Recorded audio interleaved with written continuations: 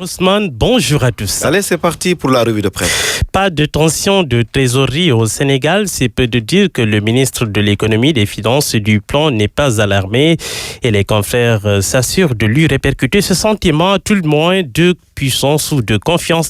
C'est selon les chiffres parlent, on dirait 530 milliards de francs CFA de plus mobilisés cette année. Le trésor public pointé se porte bien, titre Le Soleil.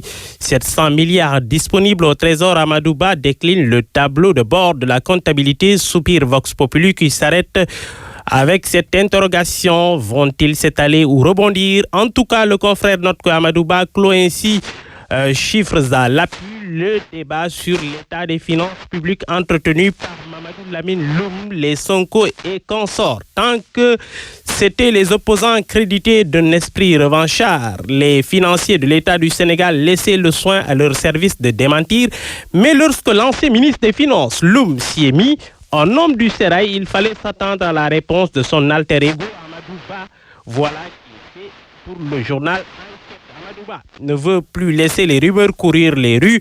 Après la sortie de Mamadou Lamine Loum et le débat sur le taux de croissance du pays, l'argentier de l'État a fait face à la presse hier lors d'une visite de la Direction générale de la comptabilité et du Trésor pour éclairer la lanterne des Sénégalais ou, comme l'indique le quotidien, battre en brèche. Mais ce n'est pas tout. Le directeur de la comptabilité publique ouvre ses livres au journal Enquête.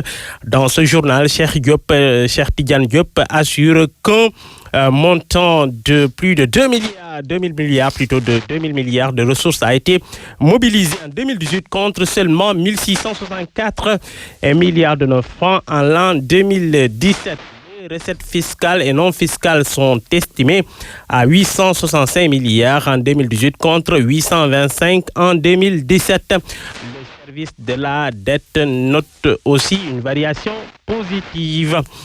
Le journal LAS nous parle de cette vidéo qui est en train d'enflammer la toile. Elle suscite l'émotion des internautes qui se déchaînent encore sur les forces de sécurité. En fait, note le journal, dans la vidéo, un homme en tenue est en train de malmener des handicapés en ville sous le regard impuissant d'autres personnes handicapées. À la suite d'une dispute, l'agent de sécurité a violemment arraché le fauteuil roulant du handicapé, le propulsant par terre. Il a voulu confisquer le fauteuil roulant, mais son propriétaire s'est agrippé sur la roue. Alors l'homme en tenue détache son ceinturon et se met à bastonner le pauvre handicapé. Le confrère note que malgré l'intervention de passants, il lui a fait passer un sale quart d'heure. Les autorités de la police ont obtenu la vidéo et le flic risque gros s'il est identifié. Il faut rappeler, note toujours le journal, qu'un policier avait suscité l'émoi après avoir giflé un homme à Ziguinchor. Le ministre de l'Intérieur était monté au créneau pour le sanctionner. Politique, les assises fêtent leurs 10 ans. Quel anniversaire! Diallo Diop, membre des assises, confie au confrère du journal Enquête. Macky Sall n'a pas respecté son serment.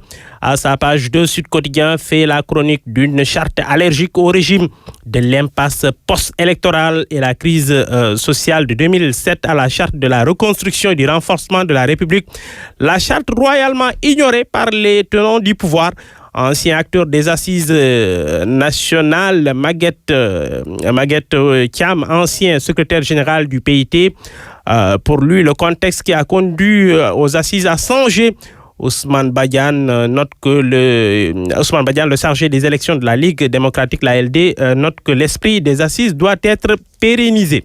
Sport, football, Croatie-Sénégal, 2-1, les Lions battus. Avertissement sans frais, soupir en première page. Le journaliste Stade Quotidien, Khalidou Koulibaly, se confie dans ce journal. Normal que les gens s'inquiètent. Pour Vox Populi, en tout cas, le doute s'installe dans la tanière. Mais dans la cloche, Aliou Cissé relativise tout cela. Tout m'a plu dans ce match, sauf le résultat.